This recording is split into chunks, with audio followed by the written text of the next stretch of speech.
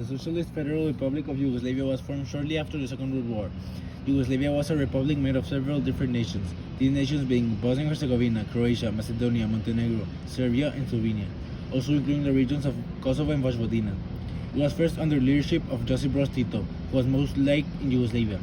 It was a neutral nation during the Cold War, which resulted in some conflict with the Soviets, but after a while, things calmed down. When Tito died in 1980, Yugoslavia was in a rough spot. In 1986, the leader of Serbia, Slobodan Milosevic, and his followers overthrew the governments of Kosovo, Vojvodina, and Montenegro. This was important because although Yugoslavia was a unified republic, decisions were made by the ruling members of each nation part of Yugoslavia.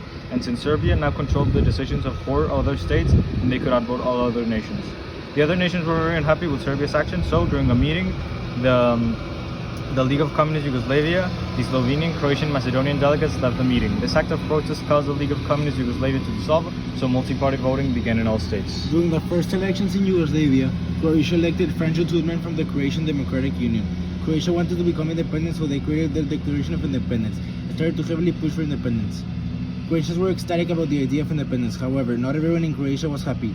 There were many Serbs living in Croatia, and they remembered the atrocities Croatia committed during World War II to many ethnic Serbs. Serb-majority towns in Croatia started rebellions against the government. In Knin, Serbians started blocking roads, which caused a military response by the Croatian government. However, it was walked back after rebellions were started being assisted by the Yugoslav army. In 1991, Croatia and Slovenia both officially became independent from Yugoslavia. However, with the Serbian rebellions happening in Croatian borders and with the 10-day war happening in Slovenia, it seemed that prosperous independence was still far away.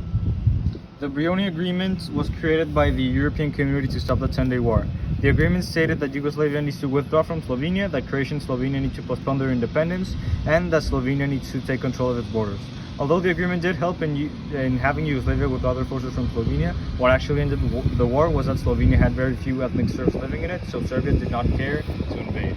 Croatia did have a large Serb population, which is why Serbia faced attacks on it. And in June 1991, Yugoslav army forces joined with help from the people of Serbia. Controlled towns of Croatia launched a full-scale attack on any Croat town, including ones that had no Serbs living in it. The heavy escalation caused the creation of the Carrington Plan, which would recognize every nation as an ethnicity, and it would also cause Yugoslavia to dissolve as it would split each nation into separate republics. Serbia voted against it, but later Montenegro's president got blackmailed and he had to vote against it, causing the plan to fail.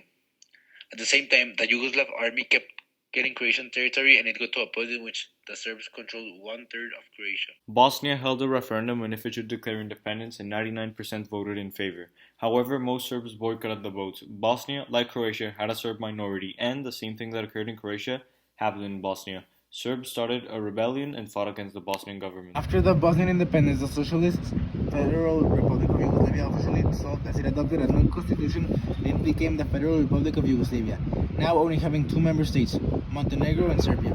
This union later became the State Union of Serbia and Montenegro. The State Union of Serbia and Montenegro dissolved in 2006. How the other nations should have left Yugoslavia. There was no war, there was only a vote, and when it passed, both nations agreed that it was fine if they split up. Cause and effect. Since Josip Tito died, the economy in Yugoslavia collapsed and they had to ask for money to the International Money Fund. The IMF agreed, but they had some requisites if they wanted the money. These requisites caused a downfall in employment and decentralized communism. This caused nationalism to grow. Nationalism also grew because Slobodan Milosevic promised Serbs protection against persecution. Milosevic and his allies took over the leaders in Serbia, Montenegro, Kosovo, and Vojvodina. Because of this, Slovenia got angry and walked out of the Congress League of Communism, leading to the end of the Communist Party, causing tension between the 6 countries and 2 regions. From the Serbian perspective, the Croat independence was an attack on all Serbs. Milosevic wanted unity among the Yugoslavia and wanted all power to be centralized. From the Croat perspective, independence was their right and the only path to freedom and prosperity. The current conflict is an ongoing internal conflict in Myanmar caused by ethnic minorities with majority population in certain regions of Myanmar rebelling and fighting for liberation and independence from Myanmar. The situation is very similar to the breakup of Yugoslavia. We can specifically compare it to the Serbs in Croatia taking over Serb majority towns. The only difference is that the Karen people are not backed by any nation. Instead, Karen nationalists want to build their own nation. With this in mind, we can also connect it to the Bosnian Civil War, in which several Croats in Bosnia wanted to build their own nation, separate from Bosnia and even Croatia.